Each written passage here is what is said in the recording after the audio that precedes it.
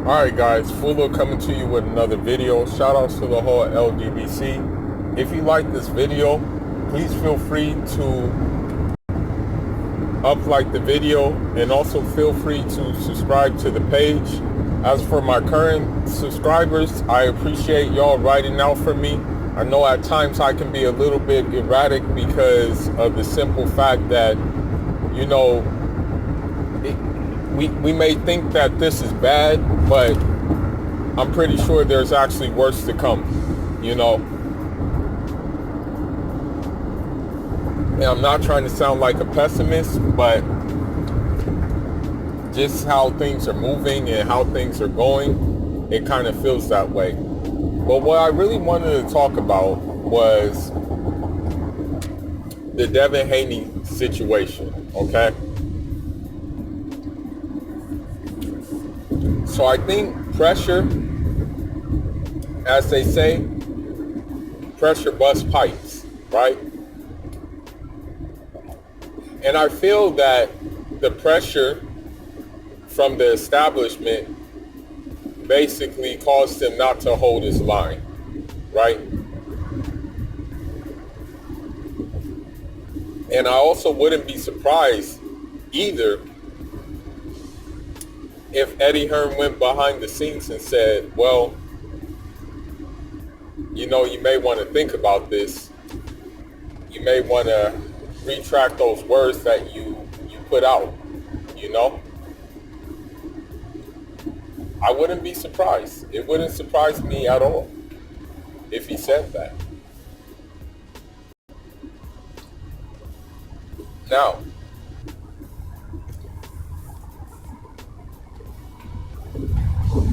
what I want to say though, and this is just my opinion, I'm only giving my opinion. I think the main issue with this whole situation,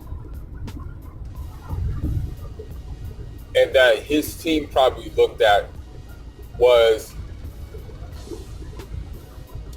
if he would have held his line and stand by those words, and let's just say hypothetically speaking, he fought Lomachenko. He beat Lomachenko. Let's say he fought Luke Campbell and he beat Luke Campbell. And he said, and those words stuck. And he didn't go back on his words. I'm just printing a scenario, okay? What the boxing establishment would have probably did is they would have probably found a way to try to blackball him. You know, because let's just consider reality. The reality is that sports are dominated by African descended people. Okay? In any sport. Okay, whether it be boxing, whether it be basketball, whether it be football, whether it be baseball, you have a lot of black Cubans, even a black Venezuelan that was on the Phillies for a time in baseball, in golf, in all types of sports, right? But the people who control the sports, the people who own the sports are, of course, the Yang. You know what I mean? I'm just going to leave it at that. And so they're the ones who push buttons. They're the ones who, no matter how talented you are,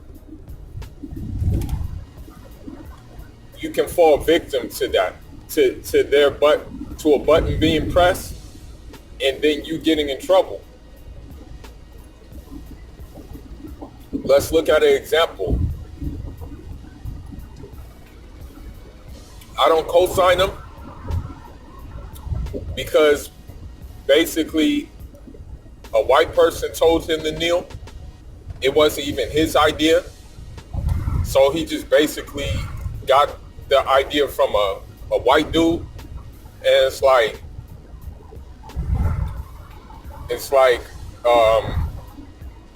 yeah. So I don't co-sign Colin Kaepernick at all. But you see what they did to him? They blackballed him,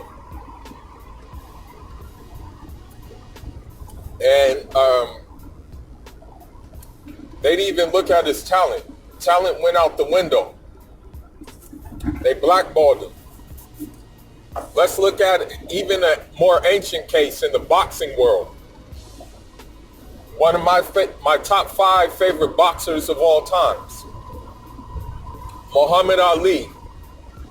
He said he had nothing against no Viet Congs and no yellow people, and that he wasn't going to fight in no war. What did they do? They blackballed him. They took away some of his best years of boxing, right? And so I think that's what Devin Haney was thinking about. You know, I think he was thinking about that, oh, shoot, you know, maybe because of these words, I might end up getting blackballed. And maybe his team was thinking about that too. Because at the end of the day, when you're boxing, the object of boxing is to win your fights and have as much and make as much money as possible in the sport. Those are the objectives, right?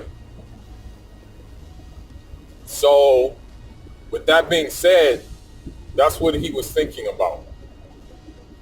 Okay? Now, what I want to say about this situation, though, is that it may not matter now, though. Like, I don't think they're going to accept that apology.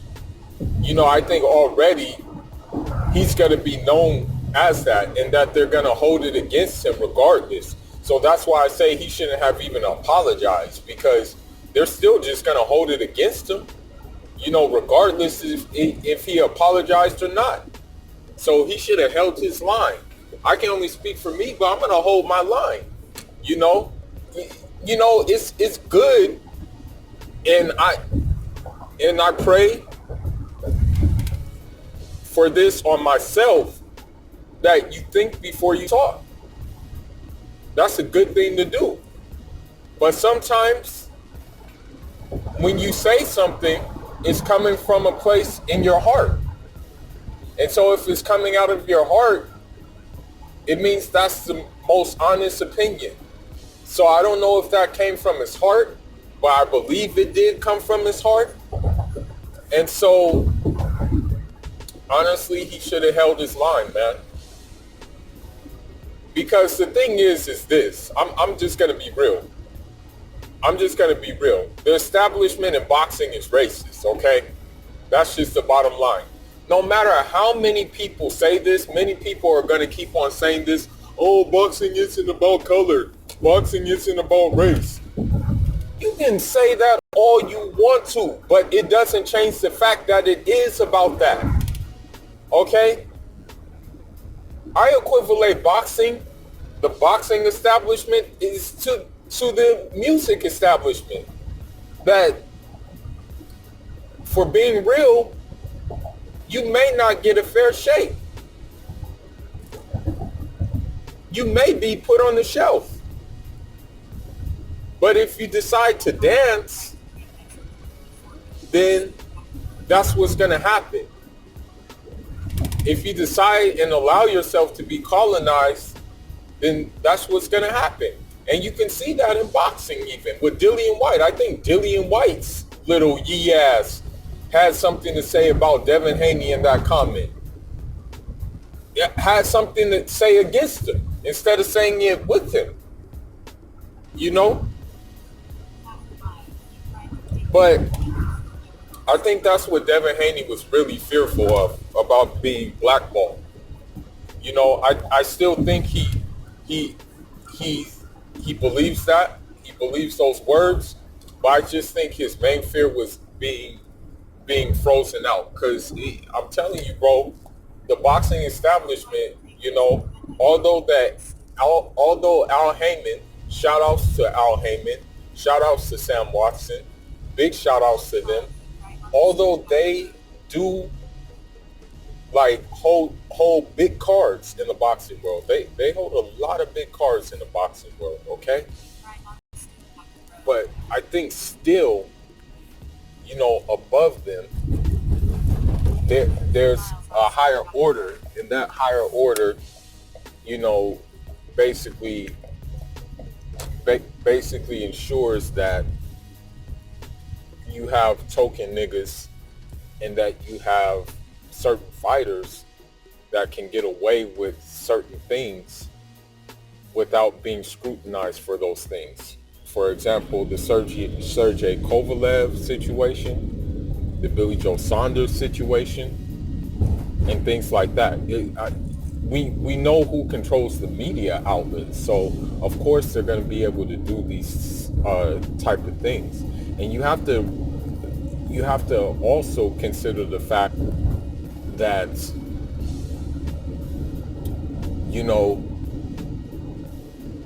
these media outlets will not really paint the picture that certain dudes are in the wrong when they're in the wrong. You won't hear outcry for certain dudes. Devin Haney didn't even do any kind of action or anything of that nature, but you hear all this outcry about the words he said, but there's no outcry for other things that other people said, so that's what I'm saying,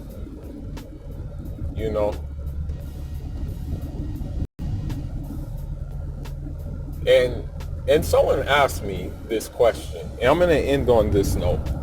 Someone asked me this question a while back. Someone asked me, they were like, Fula, who's your enemy? You know what I mean? And I had to sit back and reflect on that question. And I said, you know what?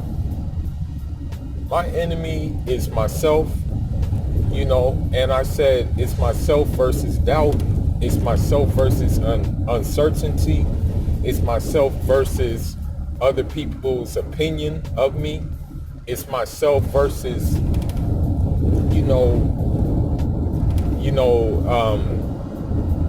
upward mobility, it's myself versus fear.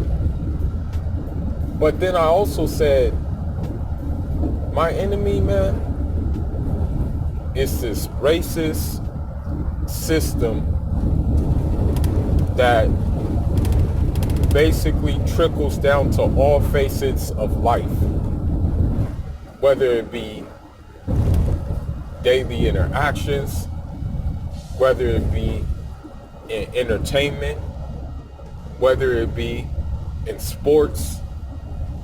And that's the way I looked at it, I looked at it as such, and I will stand by that.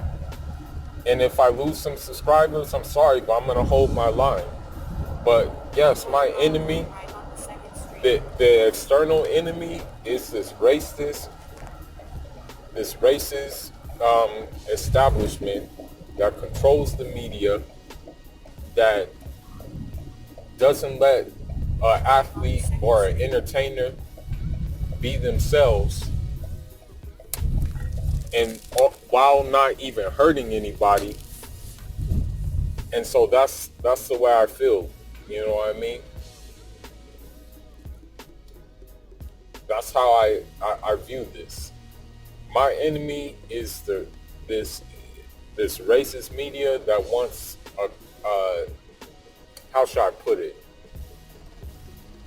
A company man instead of a man who can be an individual.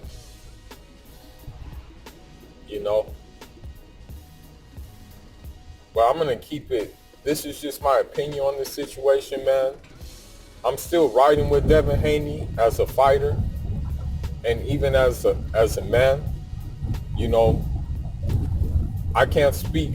I can't like speak on his behalf.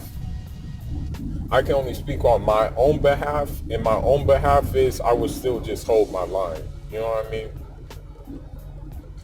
But anyhow, man, that's all I got for now. Leave your thoughts and leave your comments. If I said anything wrong, it was by mistake. And if I'm long-winded, my bad.